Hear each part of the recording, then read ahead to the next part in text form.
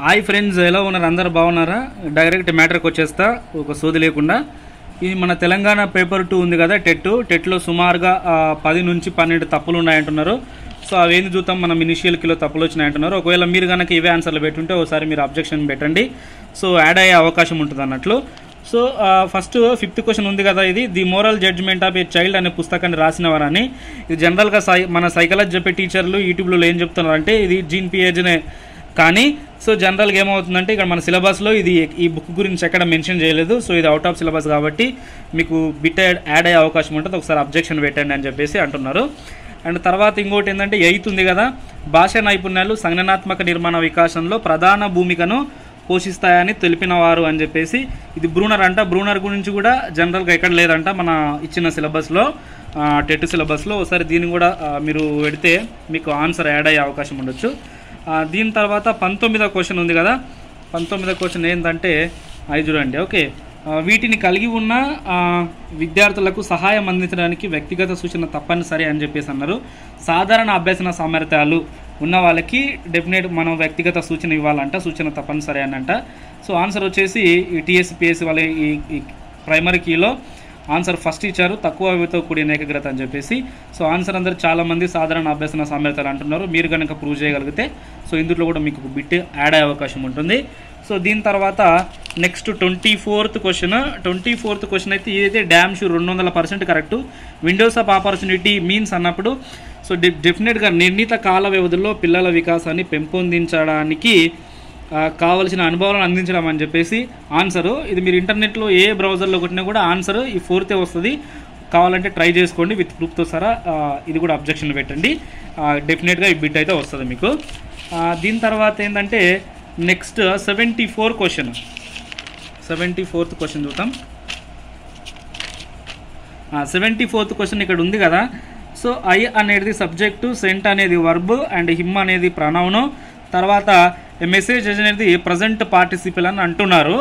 ఒకవేళ నేనైతే ఆన్సర్ అయితే జనరల్గా ఇదే అనుకుంటున్నాను నేను కూడా. మాత్రం ఒకవేళ మీకు డౌట్ ఉంటే ఇది కూడా మీరు ప్రూవ్ చేయగలిగితే ప్రూవ్ చేయండి, ఇక్కడ బిట్ యాడ్ అయ్యే అవకాశం ఉంటుంది. ఓకే, సో దీని తర్వాత 86 అని కూడా ఉంది ఒకటి.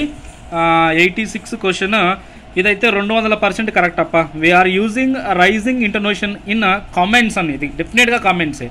సో ఆయన ఇచ్చిండు గ్రీటింగ్లో చాలా నిదానంగా, చాలా నెమ్మదిగా, చాలా తీయగా మాట్లాడతాం గ్రీటింగ్లో. సో కామెంట్స్లో మనం కొంచెం గట్టిగా మాట్లాడతాం కాబట్టి సో 86 మాత్రం we are using rising intonation in comments అనేది కరెక్ట్. కమెంట్స్ అని ఎవరైనా పెడితే సో డెఫినెట్గా వాళ్ళు అబ్జెక్షన్ పెట్టండి. ఇందులో మాత్రం 200% బిట్ యాడ్ అవుతుంది. సో ఇది కూడా ప్రెజల్ వర్ బ్లో అప్ అంటే ఎక్స్ప్లోర్ అంట. మనం ఇంటర్నెట్లో కొడితే బ్లో అప్ మీన్స్ అంటే డెఫినెట్గా ఎక్స్ప్లోర్ అని వస్తుంది. అందులో ఇక్కడ కూడా బిట్ యాడ్ అవుతుంది. సో ఆయన ఎక్స్ప్లోర్ ఇచ్చిండు. ఇది జనరల్గా రైట్ ఆన్సర్ వచ్చేసి ఎక్స్ప్లోరు. సో మీరు ఒకసారి దీన్ని కూడా మీరు అబ్జెక్షన్ పెట్టుకోవచ్చు. సో దీని తర్వాత 116వ బిట్ ఉంది. 116వ బిట్ ఏంటంటే సో ఇక్కడ చూడండి, ఒక విద్యార్థి రేఖీయ సమీకరణాన్ని గ్రాఫ్ ద్వారా పరీక్షించగలిగినట్లయితే అప్పుడు ఆ విద్యార్థి ఏ లక్ష్యాన్ని సాధించినట్లు అనింది కదా.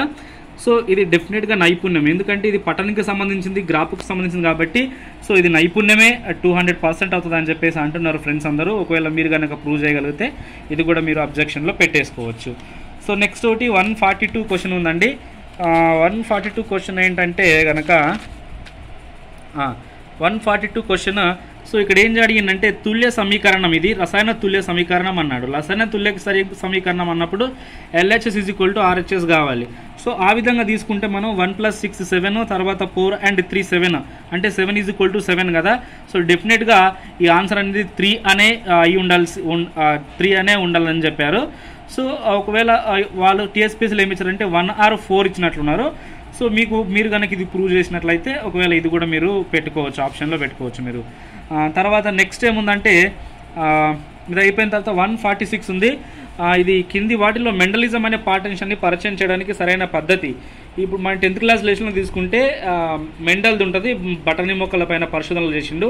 ఆ పరిశోధన మొత్తము శాస్త్రీయ పద్ధతిలోనే ఉంది. మొత్తం ఎలా చేసిండు, ఎన్ని మొక్కల పైన చేసిండు, ఏం చేసిండు, ఎన్ని మొక్కలు ఎంచుకున్నాడు, మొత్తం అనే ఎవ్రీథింగ్ ఉంది. సో అది శాస్త్రీయ పద్ధతి కావచ్చు. ఆ బిట్ అయితే ఆయన జీవిత చరిత్రల పద్ధతి అని ఇచ్చిండు. సో ఈ 2 ఆప్షన్ కావడానికి ఛాన్స్ ఉంటుంది. ఇదే దీనికి ప్రాబబిలిటీ శాస్త్రీయ పద్ధతికి ఎక్కువ ఉంది. ఒకసారి చూడండి మీరు, ఒకవేళ మీరు ప్రూవ్ చేయగలిగితే ఇది కూడా పెట్టేసుకోవచ్చు.